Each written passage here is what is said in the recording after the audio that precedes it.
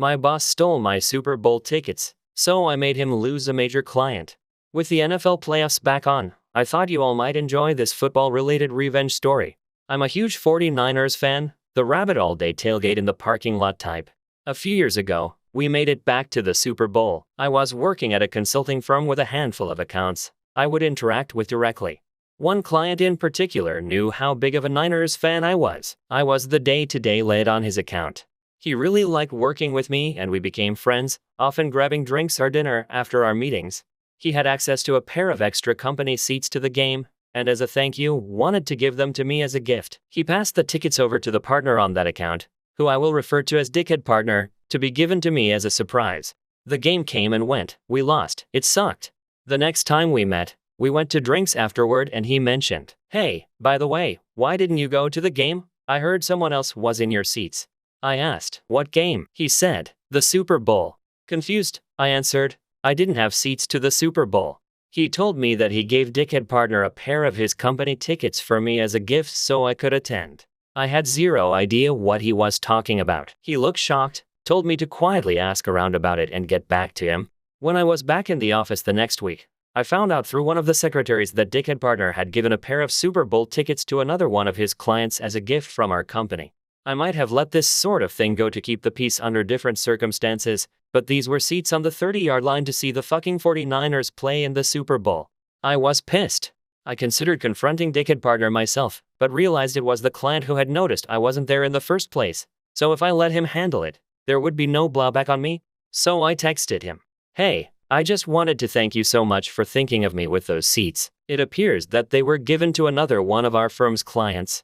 He texted back right away, in all caps, "Are you shitting me?" And then, "Pretend I never told you, let me handle." He followed up with me about formulating a plan. A few days later, we were asked to come down for a meeting in their office. The client requested the partner be present, not entirely unusual, so Dickhead Partner and I hopped a flight the next week and headed over to their office. Little did Dickhead Partner know my client had orchestrated a wonderfully awkward little show to catch him red-handed. When we entered the conference room, it was all the usual suspects along with a woman in her 30s we didn't recognize. My client immediately introduces, "Dickhead Partner, this is Stephanie Suchansik, VP from other department. She wanted to sit in on this meeting. Hey, you guys must already know her from the Super Bowl." She then responds as she goes to shake my hand. "Oh, I don't think so. Did we meet there? I'm sorry if I forgot." Client responds, "Geez, Steph, how much did you have to drink? They were sitting right next to you." Client looks at me, and I say, "Sorry, client. I wasn't there. Are you thinking of someone else?" At this point, Dickhead Partner is looking visibly uncomfortable, probably trying to come up with an excuse. He starts in with an when Stephanie says over him, "No, so-and-so from other company, we're in the other seats. By the way, I was wondering why we gave company seats to those guys. Is there a project we're working with them on that I don't know about?" Obviously not. They were in completely different industries. It would be like Coca-Cola partnering with John Deere. Dickhead Partner lets out an again, and the client immediately speaks over him asking, "Dickhead Partner, I gave you those tickets for up?" At this point, Dickhead Partner is turning bright red. He responds, well, he wasn't able to make it, so he must have given the seats away to someone else," and turns to me looking for me to cover for him. Client smirks at me. I respond, what are you talking about?" Client, "You gave me tickets to the Super Bowl?" Client suddenly raises his voice. "Dickhead Partner, those tickets were a personal thank you gift from me too, Did you give them away to someone else?" Pause. "Was it another client?" Dickhead Partner butts in with, maybe something got mixed up in the office." Client went quiet for what probably seemed like an eternity to Dickhead Partner. He then looked down, grabbed his portfolio and iPad, put them into his briefcase, and said, "I think this meeting is over. It seems as if I owe you a thank you gift. Let's go to lunch. Stephanie, you're welcome to join. Dickhead Partner, I need to evaluate our relationship. Please go back home and expect to hear from us next week." Dickhead Partner suggests he would like to join, presumably to do damage control, and Stephanie sternly tells him, "I don't think that's a good idea," and asks the front desk to see Dickhead Partner out. As soon as he is in the elevator, we all break out laughing hysterically. Stephanie wasn't really a VP, just an employee at the company who client had drafted into helping with his pre-planned meeting skit. But she did end up coming to lunch with us and was a fellow Niners fan and total blast to hang out with. On our way to the restaurant, I got a disparate text from Dickhead Partners saying I needed to cover for the firm, and that we could discuss things when I got back. I replied, yes, we need to talk, but I'll see what I can do. Client told me to wait a couple hours and then respond to him. 1. To expect invoices for the resale value of the Super Bowl tickets. Resale is way above face value. It was over $10K, as well as our lunch. He picked a pricey spot and made a big show of overspending, and that he expected them to be paid immediately. 2. Expected I be given a direct apology. 3. Expected a written apology to his company for what he considered theft. And 4. He will only interact with me or another one of our firm's partners. Never Dickhead Partner. This whole thing caused a stir with the other partners, and I actually came off looking great because it appeared that I had made a good faith effort to save the client for the firm despite being the victim in this situation. The client would transfer to another partner, which meant Dickhead Partner lost his profit share on any work with them. Oh, and the other partners in the firm made Dickhead Partner pay the invoices back out of his salary. In retrospect, I really have no idea what the hell the guy was thinking. Did he seriously believe the client would just not notice me not thanking him for Super Bowl tickets? Anyway, the well was kind of poisoned for me there long term because Dickhead Partner wasn't going anywhere. I left the firm a few months later for a much better position.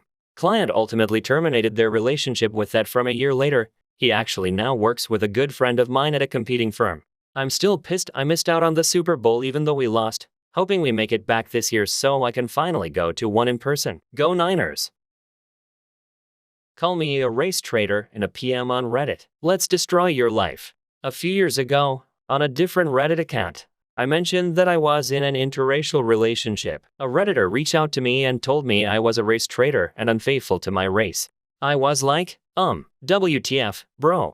I looked at his account. It was 6 years old, which told me his username was likely something he used a lot. So I started Googling his username, mail, username, Shihu, etc., and I found a match with Hotmail. A guy by the name of, let's say, Jeff was selling some NFL game tickets and had posted his email. Now, this doesn't necessarily mean it's the same person. However, in the post, he mentioned a city in America and that he was a fan of a particular football team. I went through the Reddit user post history. He posted quite a bit in the respective city subreddit. He mentioned going to NFL games, and in another post, he also said he was born in Canada. So through the ad for the NFL ticket, I figured out his real name. I found his biography on his employer's website. He was a senior level manager, so they had a bio for him. In that bio, they mentioned he was born in Canada, was a fan of said NFL team, and loved living in the city. I also found his LinkedIn page during this time, so I sent him a connect request on LinkedIn, which he accepted. I figured he would because he had 500 plus connections. So here's what we know. His username matches his email handle. He likes the NFL team. He lives in a said city that he posts in said city's subreddit. He was born in Canada. I then found his Facebook page. His Facebook page was public, and he posted what I would describe as semi-racist material. Also, his Reddit page was significantly more racist. Based on the numerous connecting factors, I determined, so I create a report. I included screenshots and links and summarized my findings in that report. Now, based on this person's position in his company, he likely had a significant role in deciding who this company employs. Also, his company clearly stated they were an equal opportunity employer. So I called their HR department. I found the number, and I called them, and I asked them, would you be concerned if a senior level manager in your organization was a proud racist and degraded your equal opportunity employment policies? They were concerned. So I told them I had done an investigation into one of their senior level managers, and described he was racist, and I had put together all my evidence and findings in a report and could email it over to them. I emailed them the report. A few weeks later I called to get an update and I was told they appreciated my report. However, they would have to comment on the status of their decision and make public statements in regard. Basically, thanks for letting us know, but we aren't going to tell you shit. That's fine. So I waited another month, and I kept checking his LinkedIn page. Then one day, I saw a LinkedIn post from him in which he said he is looking for a new opportunity and if anyone had any positions open. So I messaged him on Reddit and I told him, hey bro, heard you got fired, just want you to know I'm the reason why. He threatened to find out who I was, hunt me down, rape my spouse, and strangle me to death. So I reported him to Reddit admins who promptly perma-banned him. Now, he really should have learned his lesson, because guess what? He didn't connect the dots. He didn't know I could see all his LinkedIn activity. He didn't know who I was. He simply acted in rage. So I put his newest message in his folder and added it the report. Because you see, I can be an incredibly vindictive motherfucker. I checked his LinkedIn once a week. Good news. He got another job. Bad news, their HR department was also quite easy to get a hold of and discuss their new hires' online racist, threatening behavior. However, let's just say I had a lovely conversation with this HR representative. She was a woman, and based on how she sounded and her name, I suspect she was a woman of color. So yay. I'm not sure what happened after this, because a few weeks later his internet history was cleaned up, and his LinkedIn page was deleted. However, this company listed their senior management, which was what his position was. I never saw his name listed. What I suspect happened is after his HR reviewed my evidence, they terminated his employment with them. I would have totally gone after him a third time. But he got smart the second time around. Hey, by the way, Jeff, if you see this post, I'd love for you to send me a new message. I really enjoyed the little game I played with you. I also question how did you handle getting fired from 2 jobs back to back on your resume and in future job interviews? Sure, job